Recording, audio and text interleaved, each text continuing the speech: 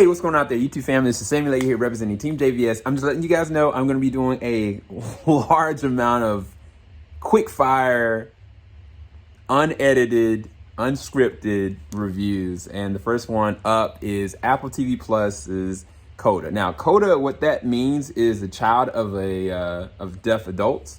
And so you got a main character named is Ruby, played by, what's her name? Emilia Jones. I apologize for that.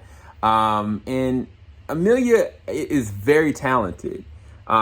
She's got a beautiful voice, but her family can't even hear it and they don't even know. And they have a fishing business.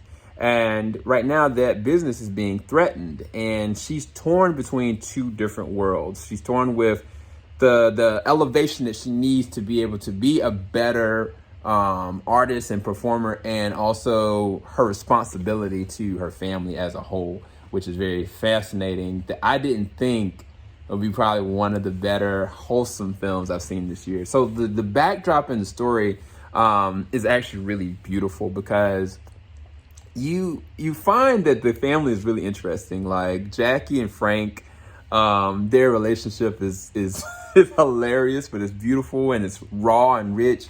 Her brother Leo, he really wants to be the person to take care of the family, but because Ruby is the only person that is not technically deaf, and she ends up being the pseudo interpreter, as well as the person that everybody goes to, the go-to for the family, and everybody uses her essentially to facilitate everything that the family needs. The problem is now Ruby has something of her own that she wants to pursue, and she feels as though if she doesn't break away, she can lose her chance. But she also doesn't want to lose her family. In addition to that, like it's very raw in terms of like the music and the singing, and the process is really good. As far as the character dynamics and the dialogue and the screenplay, I think it's actually really good screenplay. I think it works really well.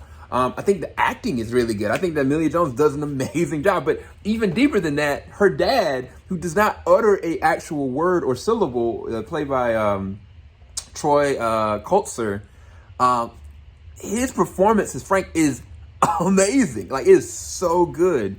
And I was just so caught off guard by how beautiful and wholesome this story actually was. And it's an immediate watch. Like, I'm just going to say off rip, like, I recommend you go and check out CODA with your family. Like, anybody can watch this film. It's not like grotesque. It's not over the top. I mean, well, there is language and there's some inferred sexual innuendo stuff.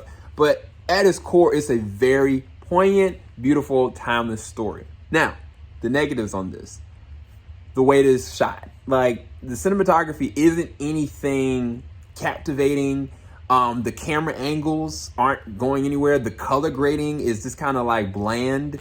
It looks like it is a TV movie, but the quality and the caliber of the story is just really good. And it's so hard for me to, like, outside of the way that it looks and is framed as a film, if it looked a little bit better, it's a little bit more rich. And I don't want to make a comparison to like Come On, or like a Belfast, or even a Tragedy in Macbeth. But just if it was actually filmed better, or on a different quality or a different grain possibly, I think that this would probably be one of the best films this year.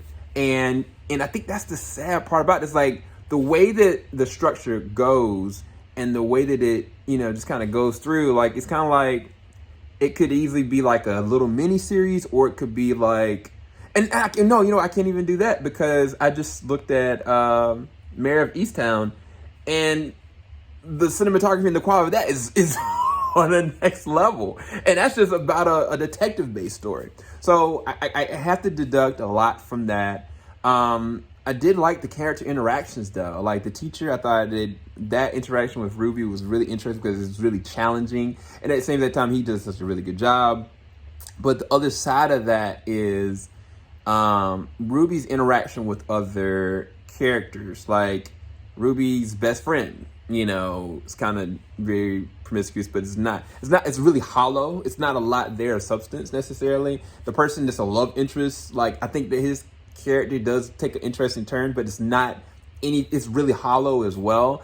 Honestly, outside of the teacher and the family, those are the big resonant characters that make you invested in this. Everybody outside of that it's kind of like you kind of look at them as an outside perspective, and maybe that should be the central focus. Should be the family, it should be the teacher, it should be Ruby.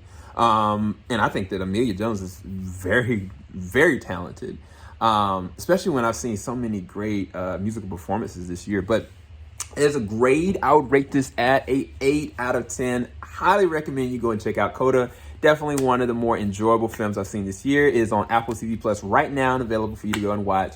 I'll talk to you guys soon. Make sure you subscribe and hit the post notification button, because there's going to be a lot coming. And please don't be upset if there's a lot of them. If you don't watch them, just watch them a little bit later. Even if you watch them at the end of the year. But this is my end of the year spill of films for 2021. I'll talk to you guys soon. Peace, guys.